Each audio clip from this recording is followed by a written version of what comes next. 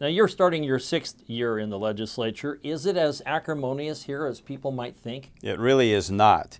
Now remember, a lot of these people just came off campaigns, and so they have to show a difference between their opponent and themselves, so they're going to argue for differences between them to set themselves apart from their opponent. But once they get here, we've got two major parties. We find that we need to work together. For the most part, people come here trying to resolve problems. And so there's definitely discussion. I'm not saying we agree on every issue, but there's definitely, I would say, an openness about discussing the issues. Tell us about the makeup of the legislature and the dynamics involved.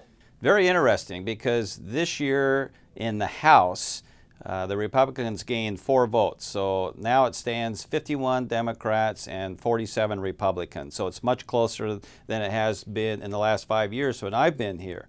On the Senate side, it's Republicans are in control by a 25, or by 1 vote actually. But they have a Democrat, Senator Sheldon, that usually votes with the Republicans. So it's actually two apart. So we have a Republican-controlled Senate, a Democratic-controlled House. And so obviously, in order to get things done, the two parties or the two houses are going to have to get together to resolve these issues that we're faced with. With the makeup of the legislature so close, what kind of a message do you think that gives to the legislature from the voters of the state of Washington?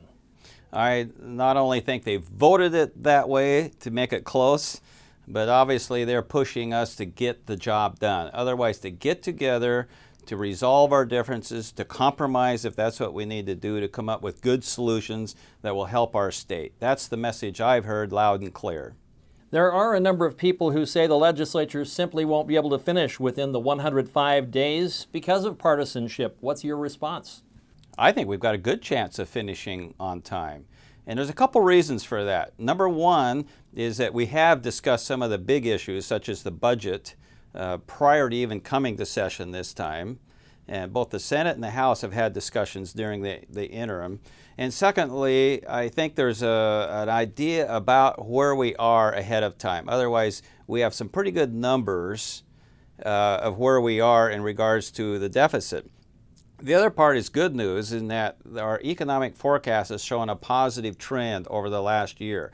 In fact, it's about $3 billion of positive return during this biennium. Now, unfortunately, a lot of that is already chewed up by expenditures that are going out, but it's sure as heck a lot better than us being in a deficit and getting into worse shape.